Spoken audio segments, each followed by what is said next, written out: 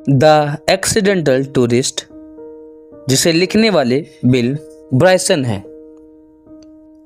वे लोग कहते हैं कि इस दुनिया बहुत ज़्यादा छोटी हो गई है क्योंकि अब दुनिया के हर एक जगह पर जाना बहुत ज़्यादा आसान है, लेकिन सारे के सारे लोगों के लिए ट्रैवल करना उतना ज़्यादा आसान नहीं होता है।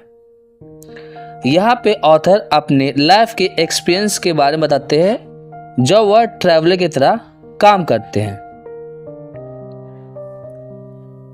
मेरी ज़िंदगी में वह चीज़ें जिनमें मैं अच्छा नहीं हूँ, उनमें शायद सबसे ज़्यादा आउटस्टैंडिंग है इस रियल वर्ल्ड में जीना। मैं हमेशा उन चीज़ों से घिरा रहता हूँ जिसे बाकी लोग तो बहुत आसानी से कर सकते हैं, लेकिन मेरे लिए करना वह बहुत ज़्यादा मुश्किल हो जाता है। मैं आप लोगों को यह नहीं बता सकता कि किस तरीके से मैं सिनेमा हॉल जाता हूँ और कितनी बार मैंने वहाँ पे बाथरूम में खुद को ही लॉक कर लिया है। खास करके जब मैं किसी होटल में रुकता हूँ तो मैं होटल के रिसेप्शनिस्ट के पास जा कर के ना जाने दिन में कितनी ही बार मेरा रूम नंबर क्या है मैं पूछता हूँ। मैं बहुत ही जल्दी कंफ्यूज्ड हो जाता हूँ। मैं उस समय के बारे में सोचता हूँ कि मैं पिछली बार अपने परिवार के साथ एक बड़ी ट्रिप में गया था। वह ईस्टर था और हम लोग एक वीक के लिए इंग्लैंड गए थे। हम लोग लोगन एयरपोर्ट जो कि बॉस्टन में है वहाँ पहुँचे और हम लोग चेक इन कर रहे थे। मुझे आज भी याद है कि मैंने एक British airway frequent flying program को रिसेंटली ज्वाइन किया था।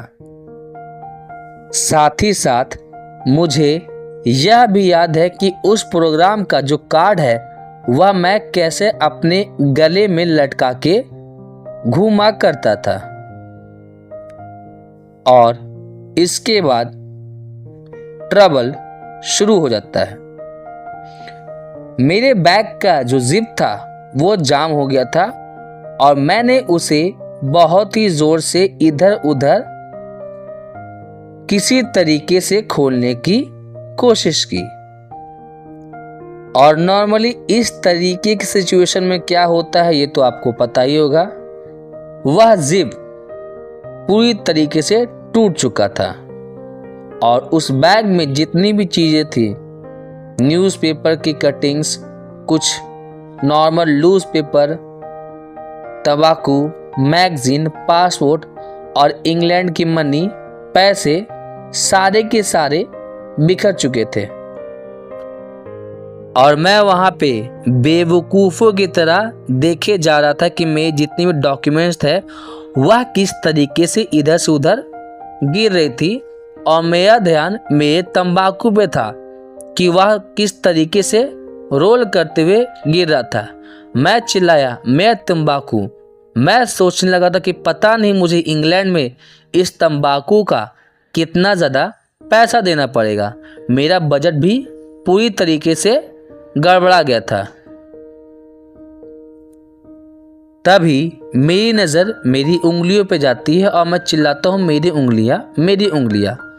और मुझे यह पता चलता है कि जब मैं जिप को खोल रहा था तो मैंने इतनी ज़्यादा ज़ोर से उस जिप को खोला था कि मेरी उंगलियों से खून निकलना शुरू हो चुका था। मुझे समझ में ही नहीं आ रहा था कि मैं क्या करूं।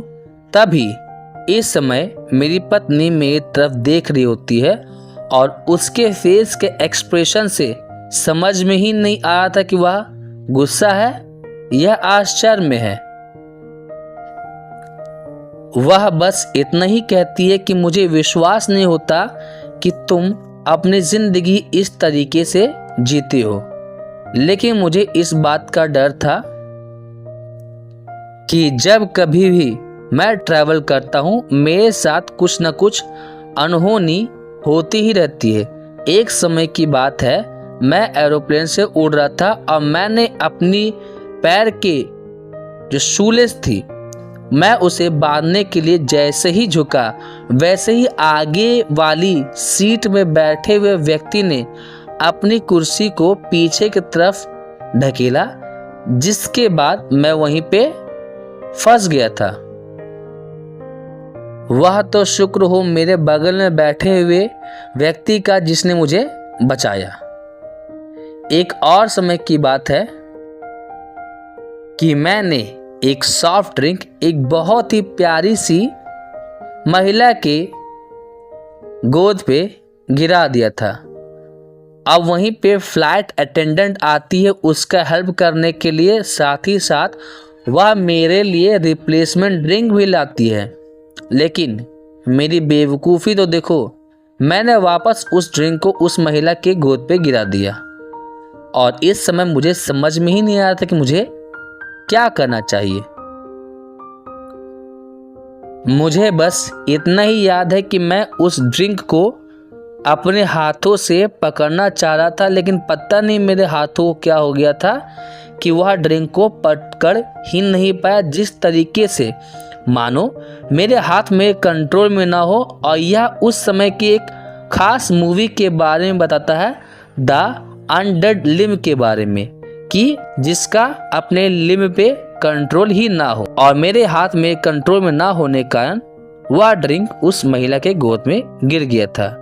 और वह महिला मेरी तरफ ऐसे देख रही थी कि मानो मैं कितना बड़ा बेवकूफ हूं। और उसने मुझे कुछ बुरी भली बातें भी सुना दी। हैरानी की बात तो यह था कि वह एक नन थी, लेकिन यह भी मेरा सबसे वर्स्ट एक्सपीरियंस नहीं रहा। मेरा सबसे वर्स्ट एक्सपीरियंस रहा जब मैं अपने नोटबुक पे कुछ लिख रहा था और उसे लिखते समय मैं कुछ सोच भी रहा था। और सोचते सोचते मैं क्या कर रहा था, अपने पेन का जो बैक वाला पार्ट है मैं इसे चूस रहा था। और ऐसा करते ही क्या होता है, मैं एक महिला से अच्छे खासी समय तक बात कर रहा था, लगभग 20 मिनट के आसपास। वह महिला मुझे देख करके स्माइल कर रही थी। मैं तो बहुत खुश था कि वाह। लेकिन बाद में मुझे यह एहसास हुआ कि जो पेन था वह लीक कर रहा था और उसकी इंक मेरे मुंह, मेरे गाल, मेरी जुबान और मेरे दांत पे लग चुकी थी। और उसका जो इंक था वह मेरे एक नेवी ब्लू शर्ट पे भी गिर गया था, जो अच्छे खासे समय तक रहा था। शायद आपको यह बात समझ में आ गई होगी कि मैं जब बोलता हूँ कि जब कभी मैं ट्रैवल करता हूँ तो मेरे साथ क्या क्या अनहोनी होती रहती है, जिसका मैंने कभी एक्सपेक्टेशन भी नहीं किया हो। मुझे काफ़ी ज़्यादा अच्छा लगेगा कि शायद कभी ज़िंदगी में एक बार मैं सुबह उठूं और सुबह से लेकर शाम तक में मेरे साथ किसी भी तरीके की कोई दुर्घटना ना घटे, ना किसी तरीके का भूकंप आए, ना मेरी कार ख़राब हो, ना मैं अपने आप को डोर पे लॉक कर दूं, ना ही मेरा कोट कभी कहीं फंस जाए। और मैं हल्के कलर का कपड़ा, लाइट कलर के ट्राउजर्स को आराम से पहन सकूं और उसमें किसी भी तरीके का कुछ भी चीज़ ना गिरे। क्योंकि नॉर्मली मेरे साथ क्या होता था, मैं कभी च्युइंगम, कभी आइसक्रीम, कभी कफ सिरप, तो कभी मोटर ऑयल पे बैठ जाता था। इसलिए मैं ज़्यादातर हल्के रंग के कपड़े ना पहनना प्रेफर करता था, क्योंकि बाद में मुझे प्रॉब्लम भी होती थी और पत्नियों से कौन ही लड़े। और अब तो जब कभी मुझे फूड डिलीवर होता है तो मेरी पत्नी कहती है कि बच्चों संभाल करके, तुम्हारे फादर फूड खाने वाले हैं, अपने हुडी लगा लो बच्चों, अब तुम्हारे डैड मीट कट करने वाले हैं। और नॉर्मली यह तब होता था जब मैं अपने परिवार के साथ घूमता था, क्योंकि जब कभी मैं खुद अकेले घूमता मैं तो ना कुछ खाता, ना ही कुछ पीता और ना ही अपने शूलेस को बांधने के लिए नीचे झुकता। उसके साथ साथ ना ही कभी मैं पेन को अपने मुंह में लेता, मैं बस आराम से चुपचाप बैठा हुआ रहता। लेकिन इतनी सारी की सारी चीज़ें करने के बाद भी मेरे साथ कुछ न कुछ अनहोनी होता, और यह मजाक तो बिल्कुल भी नहीं है।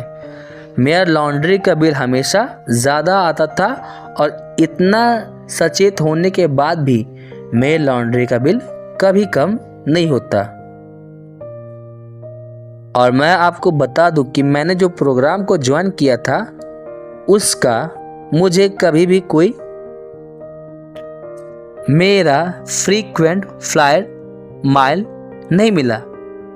कभी मैं अपने कार्ड को भूल देता, कभी मुझे मेरा कार्ड ही नहीं मिलता, और यह काफ़ी ज़्यादा फ्रस्ट्रेशन हो गया था मेरे लिए। बहुत सारे लोग कभी बाली जाते तो कहीं कुछ, और वो भी फर्स्ट क्लास में, और मुझे अपनी जो फ्रीक्वेंट फ्लायर प्रोग्राम का जो माइल्स का जो कार्ड था वह मुझे कभी मिलता ही नहीं।